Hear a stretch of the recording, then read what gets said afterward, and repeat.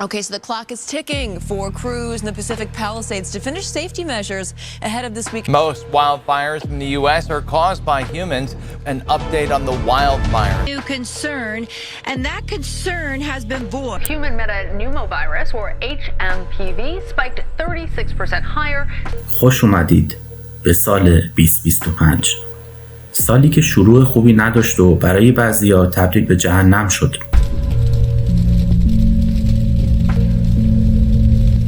اما این تنها اتفاق عجیبی نیست که در سال جدید افتاده، بلکه مردم چیزهایی در آسمان دیدند که اگه بخوایم از دیدگاه آخر زمانی بهش نگاه کنیم واقعاً وحشتناکه. نشانه هایی که قبلاً پیشگویی شده بود. پس دوستان جایی نرید که قرار ترسناکترین پیشگویی هایی که در مورد سال 2025 شده رو با هم دیگه بررسی کنیم. و به نظر من هیچ چیزی ترسناکتر از این نیست که یه سال جدید با تیزر جهنم واسه مردم شروع بشه.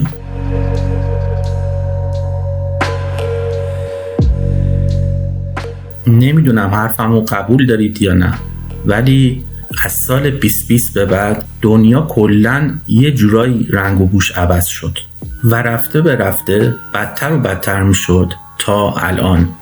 یعنی از محیط بیرون گرفته تا سوشال مدیا و ارتباط اجتماعی ما مردم با هم رفته به رفته داره یه بی‌حسی خاصی و کمرنگی خاصی به خودش میگیره.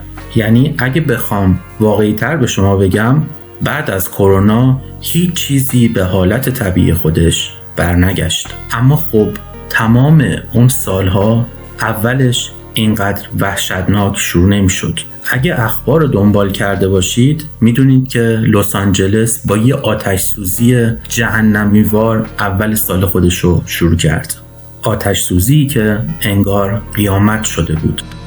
This is one of the trailers that they are losing. They had to leave some things behind as they اما خارج از اینا من توی اینترنت با تئوری‌های خیلی وحشتناکی راجع به سال 2025 مواجه شدم. تئوری‌هایی که هرچند ممکنه به واقعیت نپیوندند، اما با کنار هم گذاشتن اونا به یه واقعیت خیلی خیلی وحشتناک دست پیدا کردن. داستان از اونجایی شروع میشه که قبل از اتفاق افتادن این آتش سوزی مردم با چیزهای خیلی خیلی عجیبی در زمین و آسمان مواجه شدند. They're staying stationary. They're hovering. I'm telling you. They're here. Can we go back in the car? They're here, Ella. Heck. به عنوان مثال چیزی که خیلی به چشمم خورد مربوط به حرکت عجیب و دیوانه‌وار پرنده ها بعد از کریسمس بود که انگار درست چند روز قبل از این آتش سوزی قصد داشتن چیزی رو به مردم هشدار بدن. شخصی نوشته بود داشتم میرفتم سر کار که در کمال تعجب یک گروه پرنده رو دیدم که توی آسمون بودن و سعی داشتن یه چیزی رو به همون بفهمونن.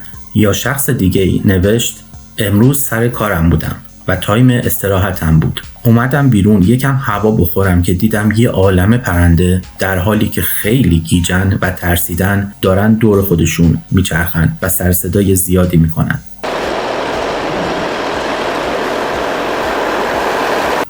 تا جایی که من فهمیدم این رفتار پرنده ها چندین دلیل داره که 2 تا از این دلیلا یکیش مربوط میشه به مهاجرت دست جمعی پرندگان که کاری بهش نداریم الان، ولی دلیل دومش که خیلی بحث برانگیزه اینه که این پرنده ها یه خطر بالقوه رو احساس کردن.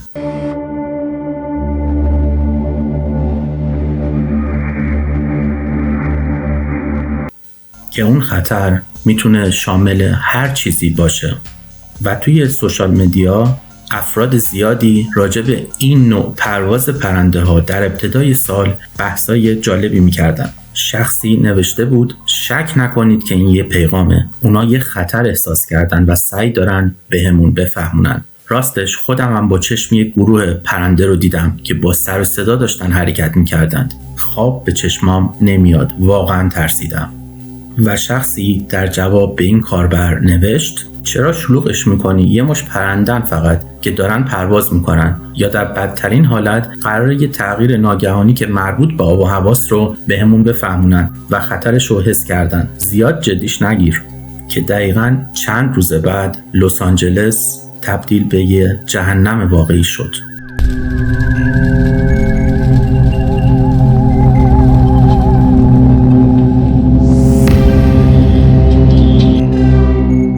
طبق اون چیزی که در منابع آب و هوایی آمریکا اومده، لس آنجلس شهری بسیار خشکه. به خاطر شرایط آب و هواییش گیاهاش یه پوشش خشک دارن و کافیه یه جرقه توی جنگلاش یا بعضی از نقاط لس آنجلس زده بشه. در یکی از روزاش یه طوفان شدید و بسیار خشنی در لس آنجلس شروع به وزیدن کرد.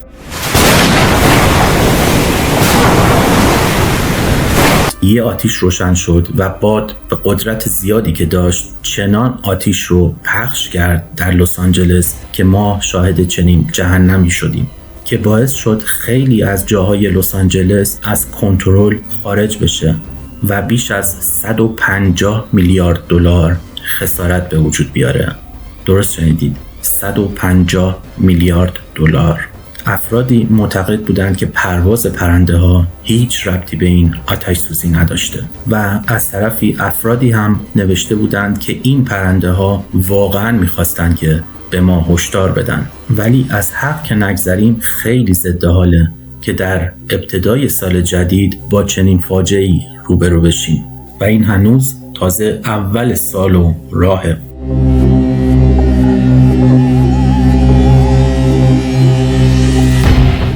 شاید چیزی که الان میگم رو دیده باشید و شاید هم نه. اگه شما توی گوگل سال میلادی آینده و یا سال بعد از اونو سرچ بکنید، تصاویری به شما داده میشه که حکم پیشگویی دارن. برای مثال وقتی 2025 رو داخل گوگل سرچ کردم، تصویری به من داد که شیوع یک ویروس جدید رو پیشگویی میکنه. ویروسی که قراره همه رو دوباره بدبخت کنه، همه رو دوباره خونه نشین و نابود و افسرده بکنه. اما متاسفانه تازگی‌ها خبرهایی توی اخبار نشون داده میشه که یه ویروس جدید داخل چین داره رشد میکنه و گسترش پیدا میکنه.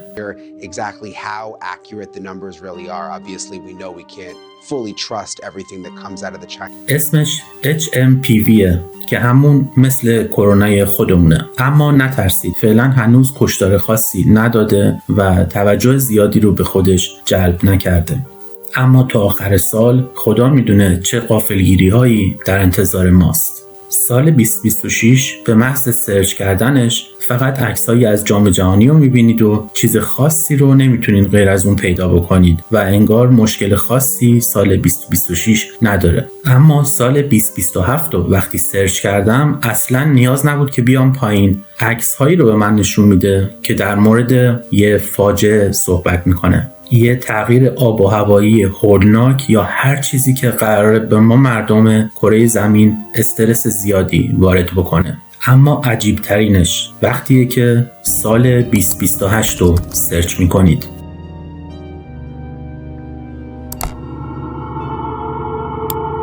بله، به محض سرچ کردن سال 2028 با تصاویری روبرو میشیم که نشون میده مسیح با شیطان در حال مچاندازیه. خدا رحم بکنه. دارن با هم مبارزه میکنند و همه چیز از اینجا آغاز میشه. همونطور که میدونید هر مذهب با مذهب دیگه از نظر اعتقادات فرق میکنه و مسیحی ها و طرفداران عیسی مسیح اعتقاد دارند که روزی دوباره عیسی مسیح به زمین باز میگرده و اون روزه که همه چیز تموم میشه.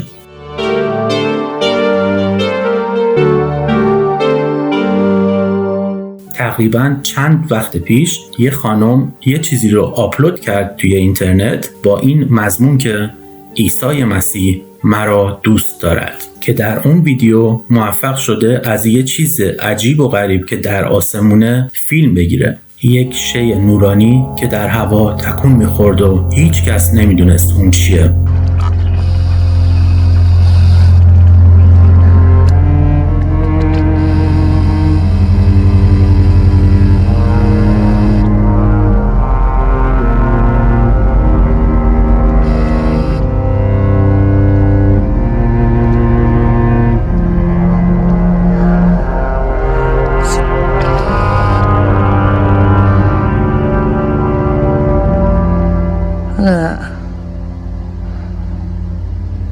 Can you talk to me? Can you hear me?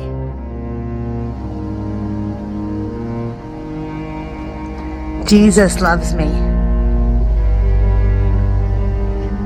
Oh, you know Jesus. You know Jesus. Jesus is awesome, isn't he? Yes, he is. God is good. God is good.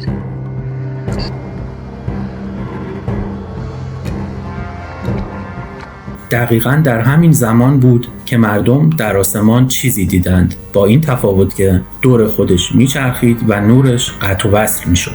ممکنه فکر کنید که سفینه فضایی یا چیزی شبیه به این باشه، اما باید بگم که در خوشبین ترین حالت ممکن اگر تصور کنید میشه گفت که سفینه فضاییه. اما خب چرا نیست؟ من خودم به شخص اول فکر میکردم که داستان در مورد آدم فضایی ها و سفینه فضایی و چیزای شبیه به این باشه، همون یوفو تورها. اما وقتی که به تایتل ویدیو و اسم ویدیو دقت کردم و توضیحات زیرش رو خوندم، کلاً داستان ذهنی من تغییر زیادی کرد.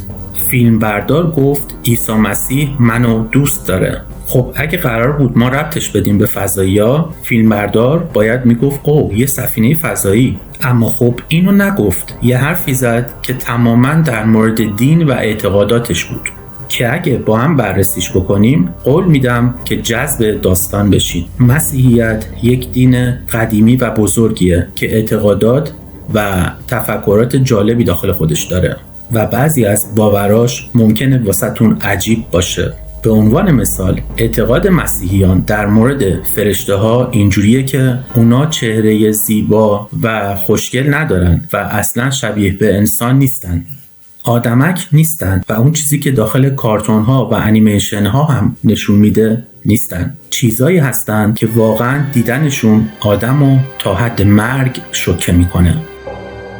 Be not afraid.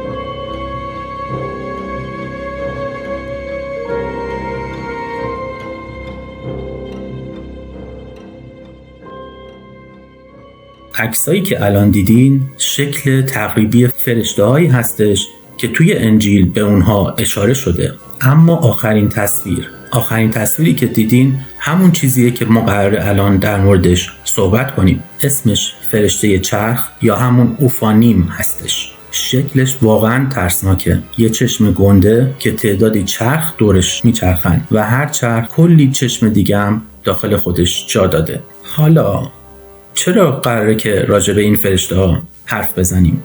الان بهتون میگم. تا اینجاش ما پی بردیم که یک زن از یک شیء عجیب در آسمان فیلم گرفت. یک شیئی که میدرخشید و حالت عجیبی داشت. اون زن پس از دیدن اون شیء یه جمله مذهبی به زبون آورد.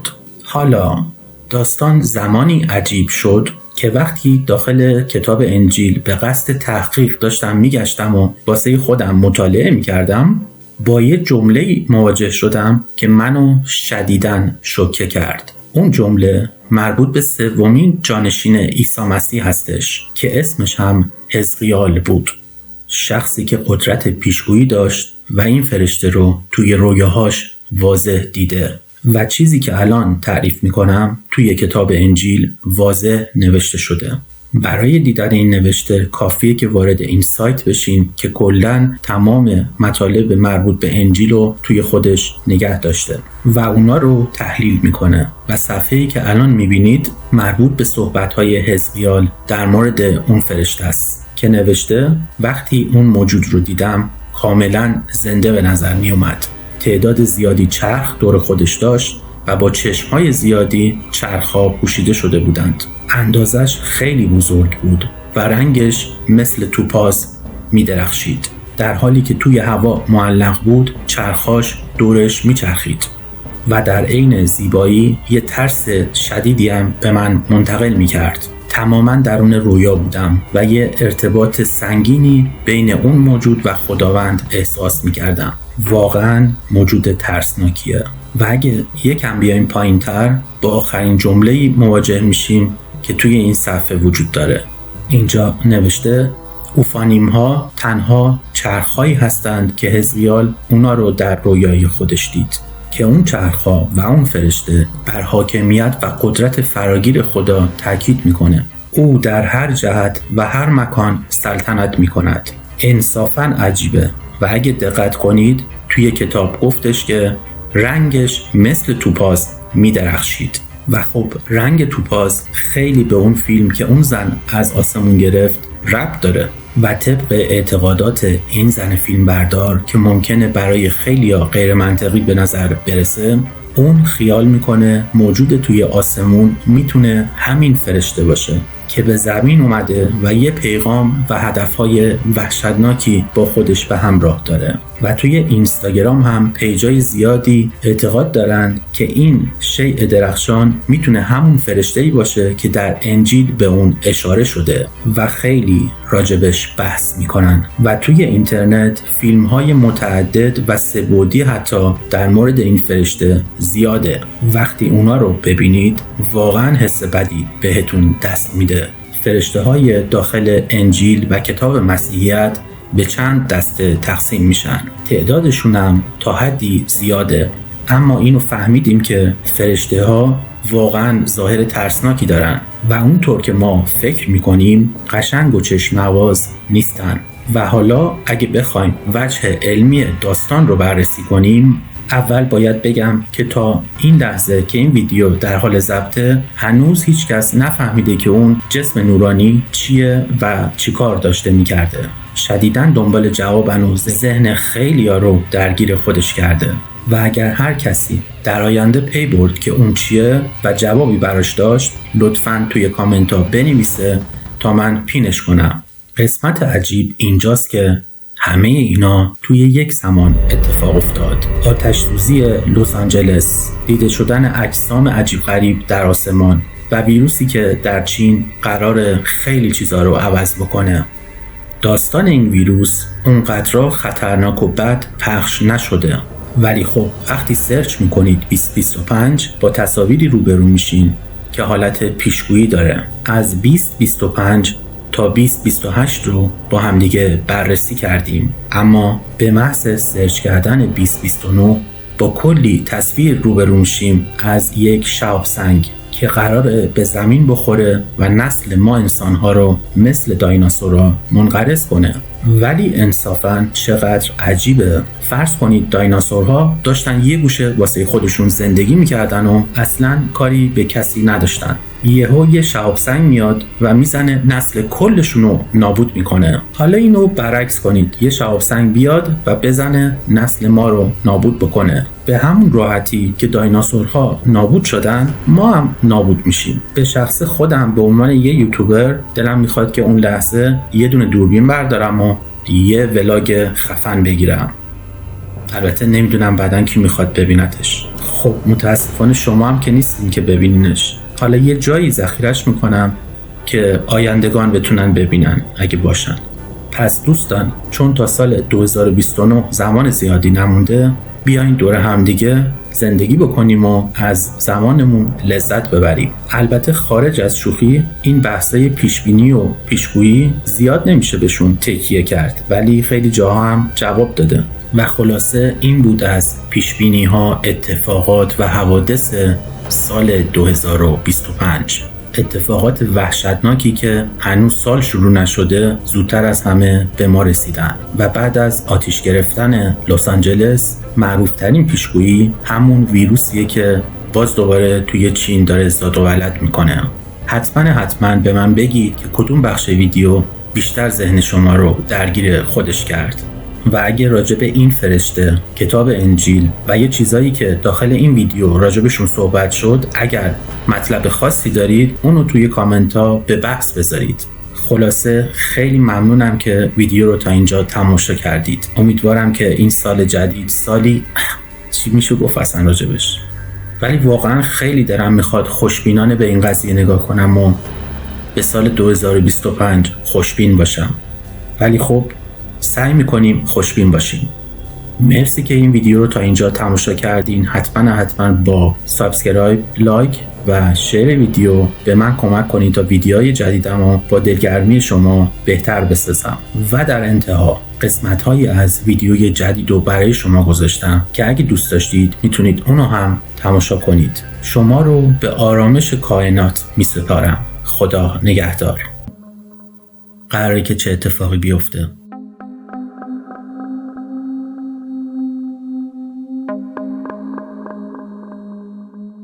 پس این وسط مثل همیشه یه سری خانواده بسیار قدرتمند وجود دارن، یه سری سازمان خیلی بزرگ وجود داره که میخوان به هر شکلی که شده این جنگ و ناامنی وجود داشته باشه تا اونا بتونن این پولهای خیلی کلون رو جابجا کنن.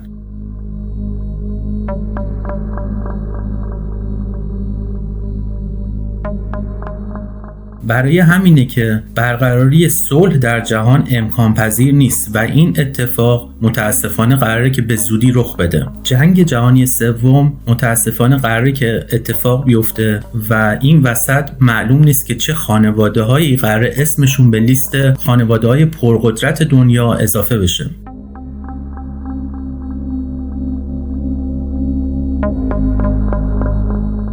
تمام این اتفاقات بزرگ و چیزایی که پشت پردهشون اتفاق میفته رو من توی این چنل واسه شما توضیح میدم و پشت پردهش رو برای شما باز میکنم و هر آپدیت بزرگی در مورد این مسائل به وجود بیاد من پشت پردهش رو برای شما میذارم. پس اگه هنوز کانال یوتیوب بهناب رو سابسکرایب نکردی حتما این کارو بکن و دکمه نوتیفیکیشنش رو روشن کن تا منتظر ویدیوش باشی. حالا نوبت شماست که جواب بدین. به نظر شما آخر این مسئله چی میشه و چقدر ما به جنگ جهانی سوم نزدیک هستیم؟